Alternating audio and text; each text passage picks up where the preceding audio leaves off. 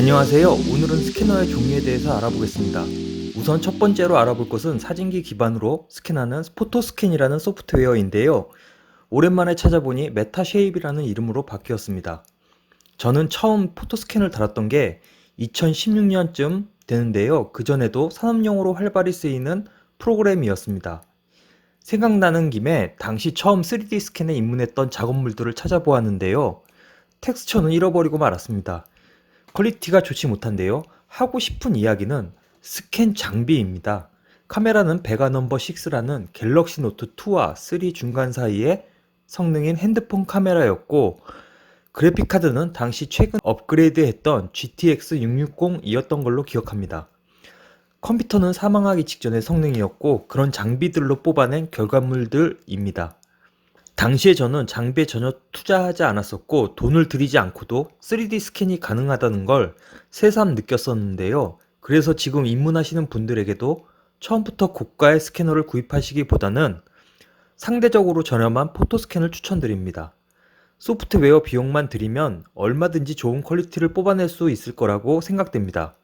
심지어 이번에 출시한 아이폰, 아이패드에서는 라이다도 탑재되어 있어서 스캔하는데 무척 도움이 될 것입니다. 포토스캔은 차후 저의 핸드폰 카메라로 작업해서 영상을 올려보도록 하겠습니다. 좀 더 기억을 더듬어 보자면 당시 램의 용량에 따라 메쉬 생성 퀄리티가 올라가는 걸로 기억하고 있고 100기가 이상이면 스페셜 퀄리티로 생성됐던 걸로 기억하는데요. 매뉴얼에서 추천하는 카메라는 DSLR 카메라였고 피사체를 찍는 요령이나 거리 같은 것들은 매뉴얼에 상세히 적혀 있었던 걸로 기억합니다. 2016년에 비해 지금은 국내에서 쓰는 유저들이 많아져서 유튜브나 네이버에 검색해보면 많은 설명들이 올라와 있습니다. 포토스캔은 사진의 RGB를 뎁스 RGB로 변환해 거리를 측정하는 방식인데요. DSLR 카메라 100여 대 이상을 설치하여 인물 전신을 찰칵 한순간으로도 스캔할 수 있는 엄청난 고가의 전신 스캐너에서도 쓰입니다. 전신 스캐너를 자세히 보시면 카메라뿐만 아니라 조명도 360도로 둘러져 있는 것을 보실 수 있는데요. 조명을 무방향성으로 만들어서 디지털 공간에서의 라이팅 활용을 용이하게 만듭니다. 전신 스캐너의 강점이라면 모델이 애써 멈추지 않아도 되고 아기나 애완동물들도 어렵지 않게 스캔할 수 있습니다. 전신 스캐너 말고도 드론으로 촬영한 사진으로도 스캔이 가능하고 건축이나 산업용으로 사진 측량을 위한 전용 드론도 있습니다. 저도 스캔을 위해서 매빅이라는 드론을 구입했는데요.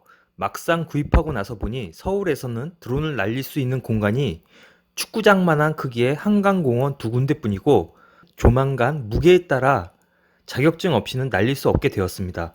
드론도 기능들을 숙달해야 하고 연습이 필요한데 한 번 날리기 위해 차를 타고 긴 이동을 해야 하거나 막상 가서 날씨 때문에 종치는 경우가 종종 있었습니다.